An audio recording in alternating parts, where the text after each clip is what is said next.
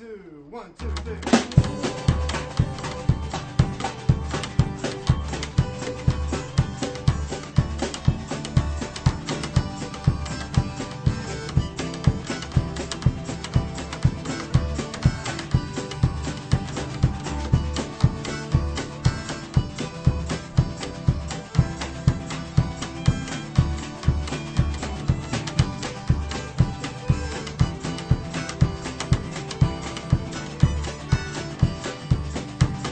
Hello and welcome to Ithaca DSA Presents. I'm Theresa Alt. I'm here today with Todd Saddler, a member of Extinction Rebellion. Todd, why don't you tell us how Extinction Rebellion got started and where? Extinction Rebellion got started in the United Kingdom in 2018 in London, and it's a worldwide climate movement using nonviolent direct action to move us away from mass extinction and social collapse. And it landed in the United States in 2019, and later in 2019 it came to Ithaca. So it came to Ithaca. Did it come elsewhere in the United States? Yeah, it's coast to coast and all over the world. And most of the countries of the world have at least one chapter, and there's many spread across the United States. Okay. And what does Extinction Rebellion do in around the United States? Well, we organize protests and nonviolent direct action, trying to persuade government and also corporations and society at large to move away from our current course of action towards something which will make it possible for us and our descendants and other species to live here on Earth into the future. Maybe describe in a little more detail what you're doing here in Ithaca.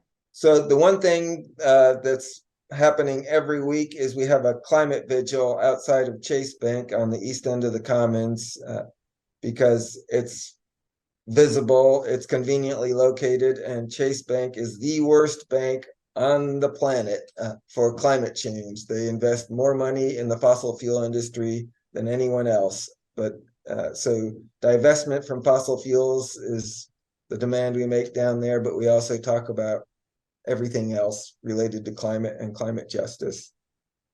Ah, interesting. I used to get announcements of those actions, and it seems I don't anymore. Well, you can get back on our list. You probably unsubscribed because you had too many things. But yeah, we have a listserv. If you go to Facebook and look up Extinction Rebellion Ithaca, you can get onto our email list. And usually you get an announcement once a week, sometimes twice. All that sounds very good. I think you could be a little more explicit. You said it was weekly, but I don't recall if you defined the time and place. So Yes, maybe sorry. do that It's again. Saturday at 11 a.m. in front of Chase Bank, at the intersection of Aurora and Martin Luther King on the east end of the Commons. Yeah, so we're there for about an hour, and we have everybody brings their own signs, and we sometimes talk to people in the bank or go in. Sometimes we just stay outside. Sometimes we sing songs or various other activities. We always reach down and touch the earth and have a little conversation about what we're gonna do in the coming week. And I think sometimes on occasion I've attended, and there was actually, I think, some theater. Oh yes. We have theater, we have skits. We're encouraging people to, if they bank at Chase Bank, to tell the people inside there that they don't appreciate their investment in fossil fuels and would like to see them divest. And then we encourage people to change their banks. And sometimes we have a little ceremony in which people cut up their credit cards. Once in, I think it was 2020. Yes, it was February 2020. We went into the bank and occupied the bank for a day and shut them down for a day. So back in 2020, we were sort of building up steam, and then right after that happened, COVID came through and demobilized us a little bit, as it did a lot of other people. So we're trying to get back into action. Action post-COVID. Yes. That sounds useful. Yeah, we do a number of other things too. We collaborate with everybody else who's working on anything to do with climate justice, broadly defined. We organized a bus to go down to New York City last fall for the climate march. We show up at everybody else's events. So if DSA or Sunrise or the Catholic Worker has something related to climate or justice generally, we try to show up for that.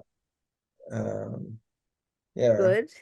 we have poetry, we have what we call civil disobedience. We learn to do staying alive. We're in the Ithaca parade and at grassroots with that. So yeah, we're a sort of self-organizing, decentralized group. So whatever energy people bring to the group with a proposal, that can happen. If you have an idea what ought to be done about climate change here in Ithaca, you can join us, and it's entirely possible we will do that with you. Cool. And of course, my chief organizational home is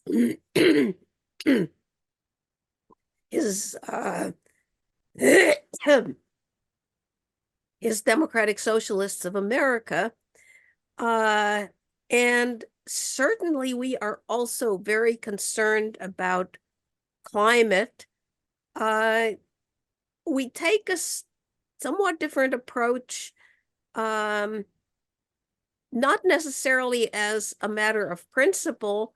I think rather just we're doing things that are closer to the other things that we do, because of course we are a multi-issue group, and we tend to focus on electoral politics, and we tend to focus on labor issues.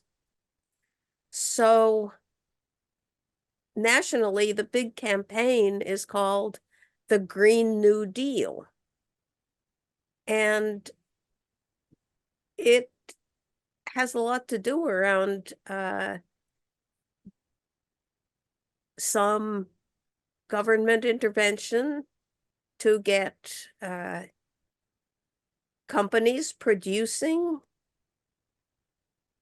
things like renewable energy and the equipment that's needed to rely on renewable energy,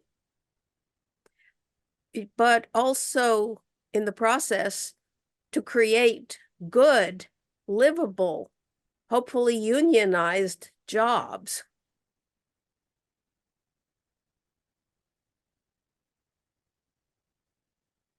Now, I noticed in your email, from your email signature, that Extinction Rebellion is not your only organization. Yes, I'm also involved with the Ithaca Catholic Worker. Which the focus of the Ithaca Catholic Worker is also on, it's very broad, building a new world in the shell of the old, or building a society where it's easier to be good. But our focus here is mostly on anti-war activities, partly because the Catholic Worker is the place in Ithaca that most of the anti-war people sort of gather around, and there's other groups working on other issues which we are supportive of. But yeah, so there's a vigil at 10 a.m. on Saturday at the intersection of Clinton and Meadow by the CVS, which is an anti-war vigil. And sometimes I go to both of them, get down there to that corner, CVS at 10 a.m. with a sign, and then walk or bike from there to Chase Bank at 11 and make a day of it. Well, that sounds like a busy multi-issue life. In fact, you recited the Catholic worker uh, mantra, but your shall I read your signature? Sure. Yes. Okay.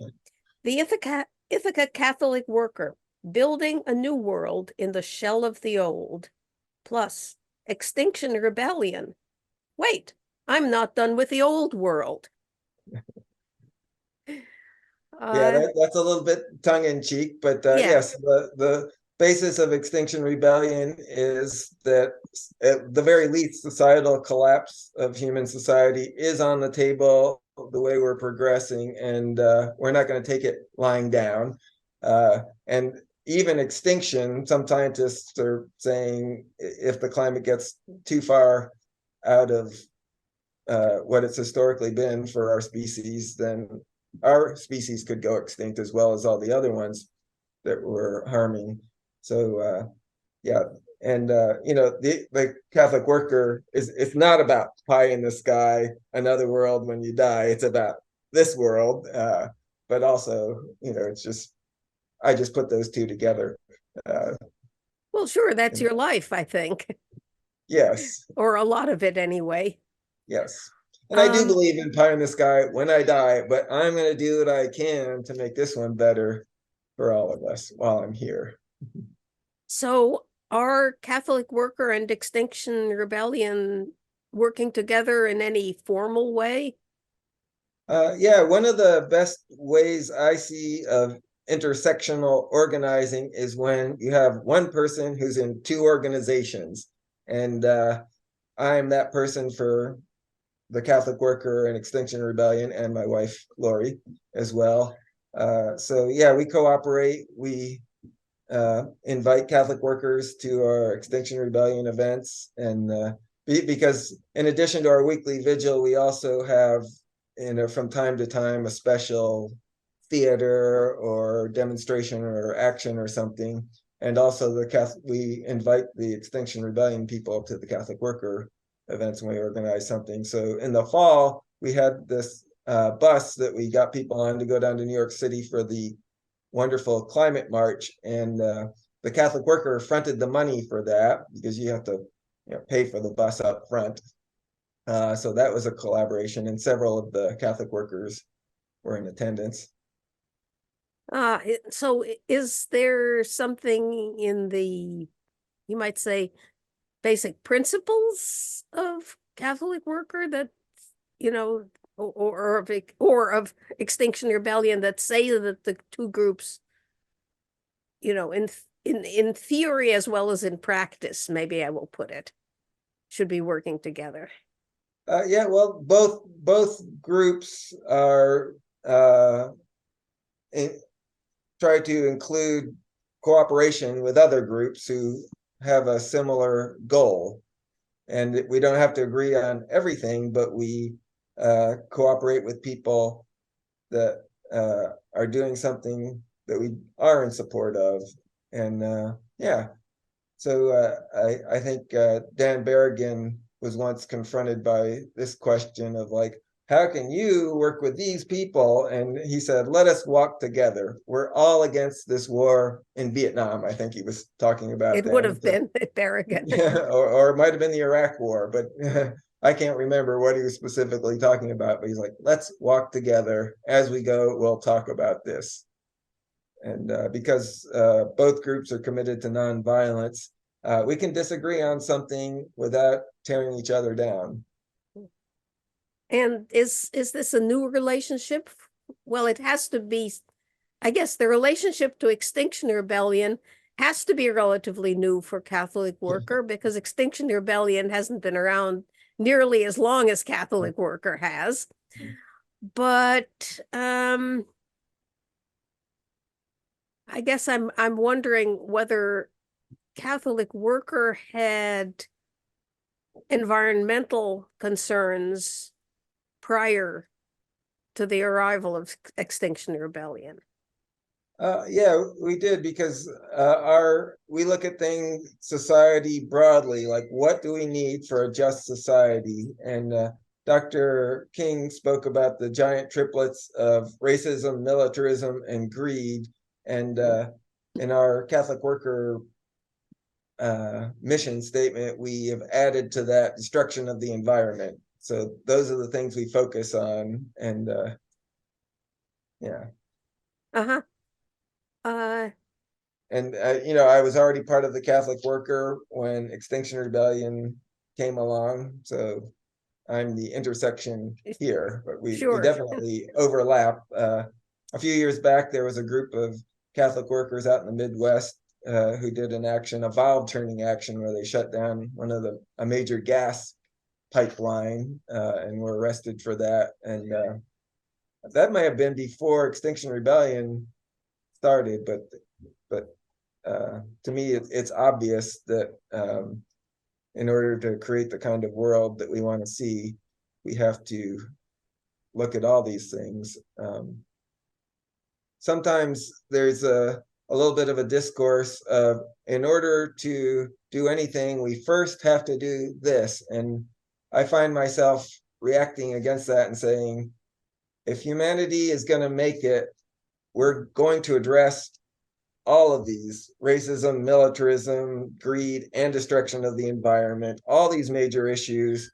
And it's not going to be we solve one and then start on the other, because we've been working on racism for a long time and we still have a long way to go. And we've been working on greed, or capitalism as we know it, for a long time. There's still a long way to go. And Mother Nature says, y'all are running out of time.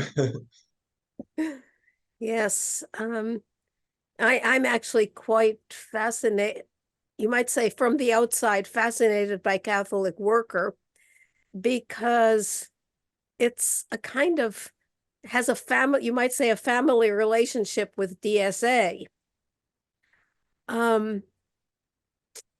Back, I suppose this would have been something like the 1950s. I could be somewhat wrong about the dates. When I guess Catholic Worker was maybe best known for its work among people, I think, on the Bowery in New York City. Dorothy Day was the leader there. Michael Harrington joined that effort and worked with Dorothy Day for, I think, some years, and then kind of, I think, felt that religion wasn't really his thing and left and joined the Socialist Party, which was at that point splitting over the question of the Vietnam War. And in 1973, Michael Harrington started a new group that he called the Democratic Socialist Organizing Committee. Or DSOC. Well, a few years later, around 1980, I think DSOC, two organizations, DSOC and the New American Movement, which was very much a new left organization, came to realize that they really stood for the same things.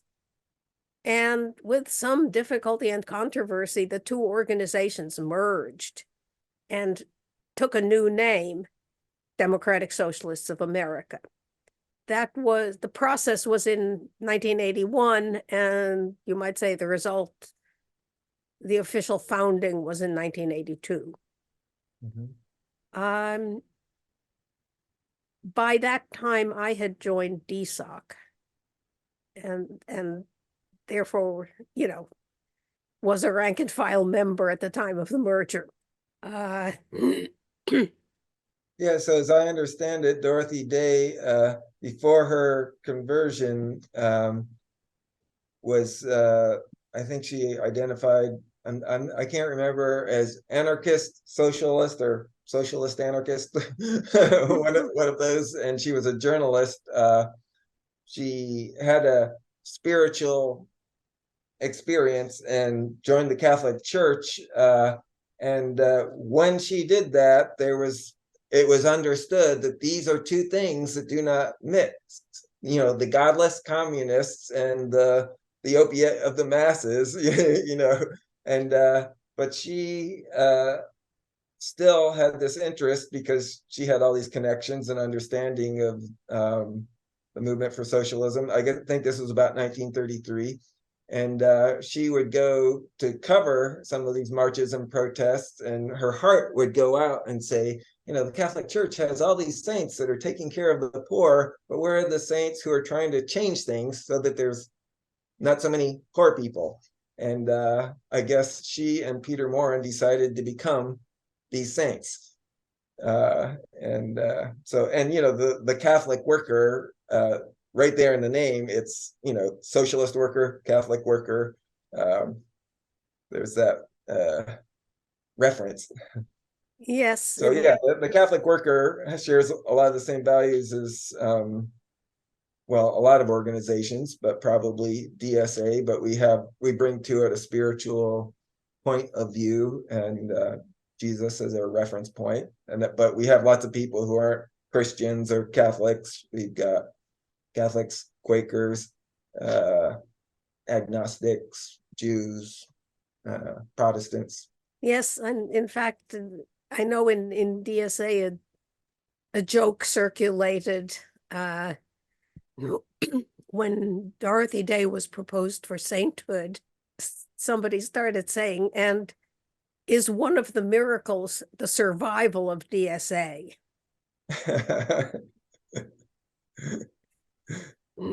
That would be fun if it was cited when she finally gets officially proclaimed a saint. Yeah, and in fact, you know, survival was a real question because Michael Harrington had played such a charismatic role in the founding of DSA, and yet he died relatively young. I think he was about 60 when he died in 1989. But yes, DSA has survived and in fact grew vigorously recently. And while, as I said, DSA tends to focus on electoral politics and labor organizing, there have been people who have been concerned about the environment for years, and usually have focused on capitalism as a threat to the environment. And I think I heard you saying pretty much the same thing about Extinction Rebellion. Yes? Maybe you want to comment on that? Yeah, so with Extinction Rebellion, there's 4 demands and 10 principles. The demands are tell the truth, act now, participatory democracy, and climate justice. And then there's 10 principles. There is not a plank that says we have to end capitalism, but a lot of us foresee that this happens. If we do survive, capitalism as we know it is not going to. But when I say capitalism has to go, there's a lot of people who react and they don't want anything to do with me or my group or anything like that. So I think for Extinction Rebellion, it's strategic to not make that, you know, a part of their foundational documents. But the theory of change for Extinction Rebellion is that we need massive people power. And in order to make the changes that have to be made in the time frame required. So one of the reasons we choose nonviolence is because once you start blowing things up and killing people, a lot of people don't want anything to do with you, either because they think it's wrong or they're afraid. So that's sort of where it's at with Extinction Rebellion. But I think I have this great book, Wealth Supremacy, that I've just started reading, talking about the myths of capitalism. And one of the myths is that we can and have to grow infinitely while we live here on this one planet that is finite. And we can't do that. I think just physics and ecology will demonstrate this is not possible. It never happens with any species anywhere. So yeah, we have to question that myth and propose a new one and say, we have to create a homeostasis, an equilibrium, and this has to be economic. And that's one of the reasons that climate justice is so important. The inequality and the drive for permanent growth are tied together. The people at the top keep wanting more. So in order to reach stability, we have to say, that's not something that the rest of us are all going to support anymore. And we're not going to keep telling that story that makes it seem like we have to. So it sounds as if Extinction Rebellion, Catholic Worker, Democratic Socialists of America are all, in a general way, on the same page. By the way, DSA has, you might say, an internal stream that is religious socialism. Oh, wow, I didn't know about that. Oh, yeah. Do they have a caucus or something like that?